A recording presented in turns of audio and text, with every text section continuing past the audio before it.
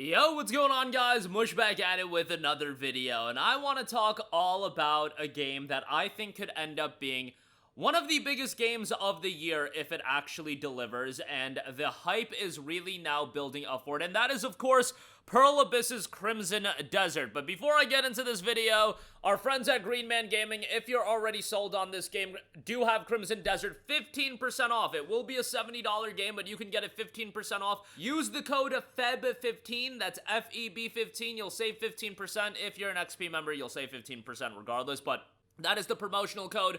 You'll get the game a little bit cheaper, and I do want to talk about the system requirements of this game because I feel like it paints a picture as much as we can get out of the system requirements that are available right now, minimum and recommended. We need like the full graph and the breakdown. You guys know how I'm about with that because there is actually no acceptance on what is the standard for minimum and recommended system requirements. It's kind of just throw crap at the wall and hopefully this is good enough. But nonetheless, Crimson Desert. This is a game that I've been following for a few years, and for a long time it was certainly this game is too good to be true. This game is going to get stuck in development hell. This game is never going to come out because I am naturally just that pessimistic when it comes to video games these days. How many times do we get games get revealed with CG trailers and then they're in development for a decade, they never come out, etc., etc.? How's Star Wars Knights of the Old Republic remake doing for you? How's the Mass Effect game doing for you when they released that teaser trailer? It's like a lot of these games, they're revealed way too early. We get these tech demos and then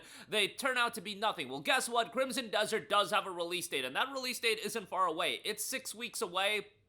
It'll be out on March the 19th, and on top of that, they have now really started pushing this game from a promotional standpoint, and I gotta give credit where credit is due in that regard. This is one of those games that they could have just been like, oh, we'll show a bit of gameplay here, we'll show a bit of gameplay there, and, we'll show you the really good parts. But outside of that, now, it feels like they are going for a deep dive with all of the different mechanics in the game, which for a grandiose open world game like this is what I need to really sell me on it. Look, everybody, when they looked at this game initially, saw it as a spectacle. However, there are a lot of games that are visually incredibly impressive, that in a little bit of a slice of gameplay, they can look pretty darn good. But ultimately, as a cohesive experience, how does that parlay into creating something that's compelling, into creating something that's engaging? An open world is great, but what if you have an open world like one Assassin's Creed Valhalla that's an open world full of nothingness? You can have 1 billion hours of content. It doesn't matter. We all have a finite amount of time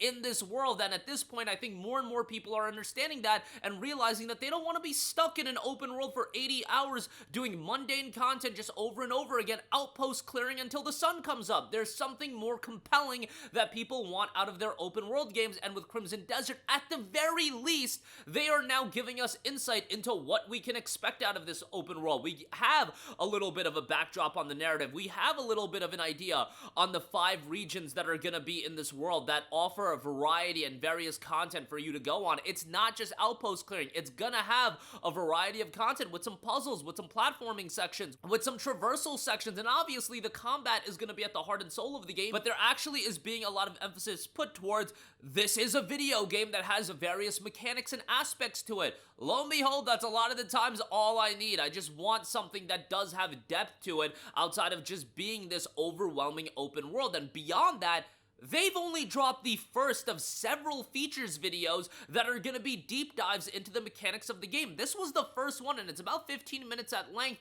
and you have full narration just going over all of the insight. And now there are interviews being done as well. Destin Legarie has a 40-minute interview with Will Powers of Pearl Abyss. I believe he's the PR person for Pearl Abyss, and it's a 40-minute interview going over a lot of the specifics of the game and a lot of the questions that people do have. From things like the development of the game, how long the game is, although talking about the development of the game, the post-game content, and the main story only being a small percentage of the overall game, looting, crafting, and gear progression, playstyle freedom, and so on and so forth. Like, a lot of the various aspects of this game are now being completely explored. The world design philosophy was explored as well, and a lot more of that I'm sure is going to come in the future videos as well. The caveat to all of this is that there is gonna be a bit of skepticism in terms of how this game is gonna run, and definitely, that's a healthy level of skepticism to have. With all of the atrocious PC ports that we got in 2025 and the poorly optimized games in 2025, that is absolutely a question that people should bring to the table. Now, the gameplay that they are showing is native 4K 60 FPS with ray tracing shown in demos. This is absolutely top-level hardware running this game at that level of performance. But when the game ultimately comes out, there will be DLSS and FSR implementation. There will be various settings for you to adjust, and while Steam Deck support has not been confirmed, what Will Powers actually said in the video is if you look at the Steam page and you look at the system requirements, one would think that, yeah, maybe we could get this game running on the Steam Deck. However, there is a verification process that they have to go through. They have to make sure the game is fully optimized, and the game is now in its full optimization process, that for the next 6 weeks, they're going to be fully optimizing the game, which I get that people would raise the question, why weren't they in the full optimization process? Look, games are optimized well after release. Like, let's be real here. You know, a game being optimized 6 weeks before a game comes out, I don't think that's anything too revolutionary or anything that should be too shocking. At least they were being fully transparent about why they aren't fully giving you specifics about optimization yet. I would also bring up the point that I think that they're going to do a full rollout for the various specifics as far as game performance and things like that, but there is the rumblings of PSSR, the PlayStation upscaling technology, that upgrade coming out next month. So you would think that they would have to wait for that to be officially confirmed, and then they could give you the full rollout. But if that is revealed at the end of next month, then I would imagine Crimson Desert is going to be one of the big showcase titles for PlayStation 5 Pro and PSSR technology in terms of getting that game to run. Now, PlayStation's YouTube channel is uploading 4K 60 frames per second content of Crimson Desert.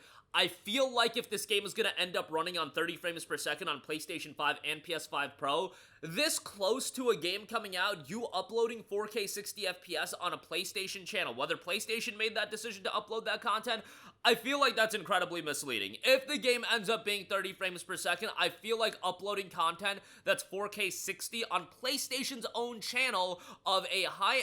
we all know a high-end PC is running that gameplay, but that gameplay should be relevant to the content you would get on PlayStation as well if it's going to be uploaded to the PlayStation channel 6 weeks before the game comes out. If it was 2 years before the game comes out and there was a demo and it specifically said, hey, this is running on PC in bold letters while the demo is playing, whatever, I could understand that to an extent, but it is 6 weeks removed from the release of this game. I really do believe that people would be okay with a game of this scale and spectacle running at 30 FPS because this is a game that feels like it's actually pushing the envelope forward and feels like a true next-gen game. But I still think it's super lame if PlayStation's uploading 4K 60 content, which they are, and then the game ends up running at 30 FPS on PlayStation 5. But we'll see how all of that turns out. But as far as the requirements go, again, it's not excessive whatsoever. Minimum is a Ryzen 5 2600X and an i5 8500, RAM, 16 gigs of RAM, a GTX 1060 for minimum GPU requirement, and usually that's the GPU I look at, that if we want to talk about a graphics card that's gonna be kind of in line with games that are able to run on the Steam Deck, the 1060 is a lot of the times what I look for on the minimum side of things, and games that can run minimum on a 1060 oftentimes can run on the deck as well. Recommended isn't even that crazy. CPU is a Ryzen 5 5600 and an i5 11600K, 16 gigs of RAM, RX 6700 XT, RTX 2080, and 135 gigabytes of storage space, which that storage space is insane, but that kind of goes with games these days. But even a 2080, yes, that was a great GPU a few years ago. That's 3 generations old at this point. We literally have the 5080 out. Now, the caveat to all of this is, again, what do these minimum and recommended system requirements mean? We don't really know. They don't give you a lot of insight because there's no standard on what minimum requirement means. Does minimum mean 720p at 30 frames per second, all low settings? Well, if that is the case, well, that would be, you know, something that would be relevant to the deck. Recommended is that 1080p medium settings at 30 frames per second. I think people want more out of this game if recommended is 1080p 30 FPS at medium settings. And, you know, then you're talking about the DLSS implementation, how far that's going to take you in terms of the game. And remember, when they show off gameplay of the game, it's going to be on higher end hardware and it's going to be fully optimized for that hardware so they could showcase the game in the best form possible. That's just the reality of how these things are done. Ultimately, you need need to see the game in execution and how it runs on a wider scale on a variety of hardware. So we'll see how all of that turns out. Crimson Desert is out March the 19th. I think the game looks absolutely incredible, and it's one of my most anticipated games of the year. But, you know, there's still a healthy level of skepticism that I think it's good to have with a game like this. But, it definitely is starting to become more and more tangible, which is always the issue I think a lot of people had with the game, where it just seemed too good to be true. Well, now they're showing off gameplay. They're showing off the feature set of the game. It's 6 weeks away. It's a real game, and it's going to be coming out. That'll do it for me. Green Man Gaming, to get the game a little bit cheaper. Let me know all of your thoughts in the comment section down below. And as always, guys, thanks for watching, and I will catch you guys in the next one. Peace out.